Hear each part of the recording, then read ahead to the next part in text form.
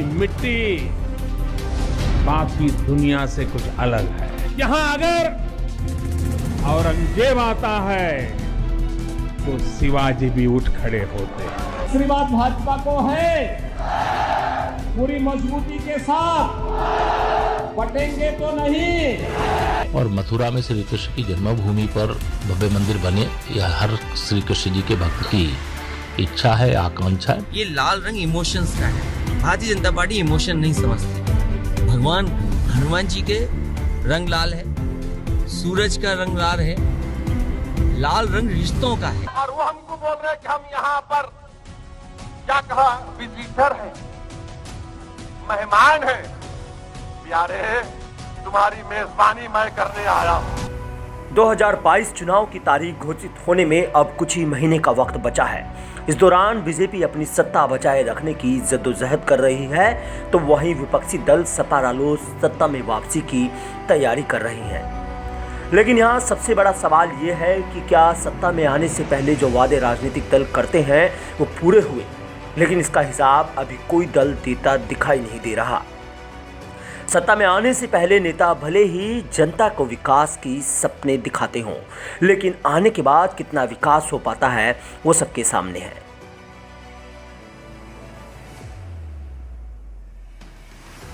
बीते दिनों नीति आयोग की एक ताजा रिपोर्ट के मुताबिक उत्तर प्रदेश भारत का तीसरा सबसे गरीब राज्य है। इस रिपोर्ट में पहले स्थान पर बिहार और दूसरे स्थान पर झारखंड है। बावजूद इसके गरीबी सूचकांक की चर्चा जाति, जिन्ना, हिंदू मुसलमान और तालिबान की तरह नहीं हो रही है।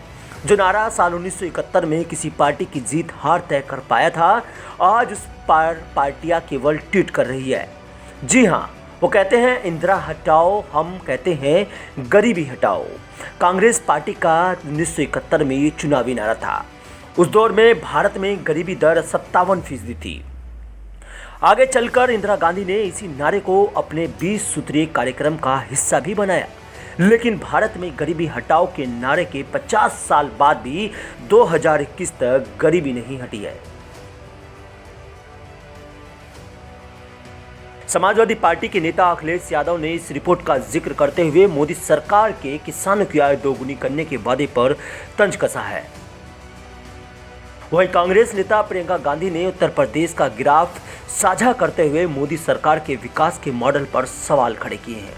लेकिन चुनावी माहौल के समय में चुनाव से गरीबी का जिक्र नहीं होता है। इस रिपोर्ट का नाम है national multi dimensional poverty index. यह report national family health survey की 2015-16 की रिपोर्ट पर आधारित है। यानी ये रिपोर्ट उत्तर प्रदेश में योगी सरकार के कार्यकाल के बारे में नहीं, बल्कि अखिलेश सरकार के कार्यकाल के बारे की गवाही दे रही है। रिपोर्ट में पाया गया है कि उत्तर प्रदेश में 37.78% आबादी गरीबी है। भारतीय राजनीति में अगर हम देखें, पिछले 5 से 6 दशकों में गरीबी का मुद्दा जो है वो सियासी दलों का प्रमुख मुद्दा रहा है। लेकिन ईमानदारी से कोई भी सियासी दल इस मुद्दे को ख़त्म करने के लिए कोई भी गंभीर कदम नहीं उठा रहा है। जाहिर सी बात है, जैसे ही सरकार बनती है, तमाम सियासी दल के नेता नौकरशाह, भ्रष्टाचार और उगाही में लग जाते हैं। इस मुद्दे की जड़ तक कोई जाना ही नहीं चाहता। पिछले दिनों एक सर्वे आया है जिसमें बताया गया है कि पिछले 1 से 1.5 साल में 20 से 25% लोग जो मध्यम वर्ग में थे वो निम्न वर्ग में आ गए, यानी कि गरीब हो गए। तो मुझे नहीं लगता कि कोई भी प्रदेश सरकार या केंद्र सरकार गरीबी के मुद्दे पर बहुत गंभीर है।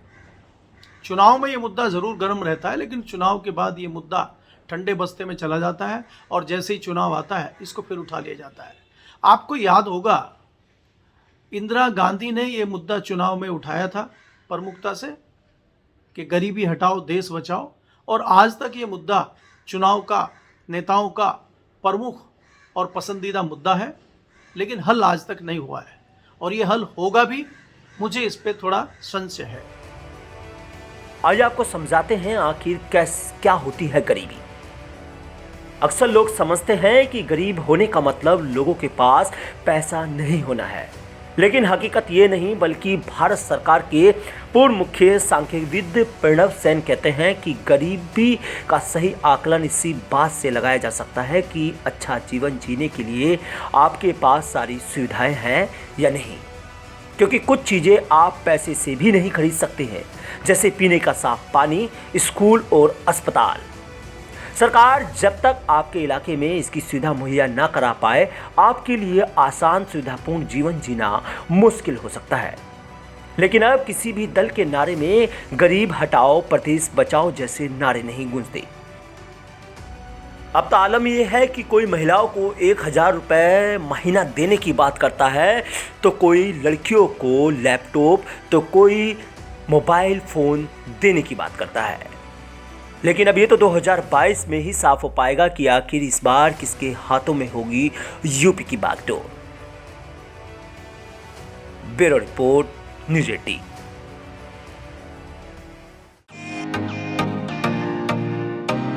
फेसबुक और यूट्यूब के बाद अब आपका पसंदीदा चैनल न्यूज़ 18 डेली हंट पर भी फॉलो करें।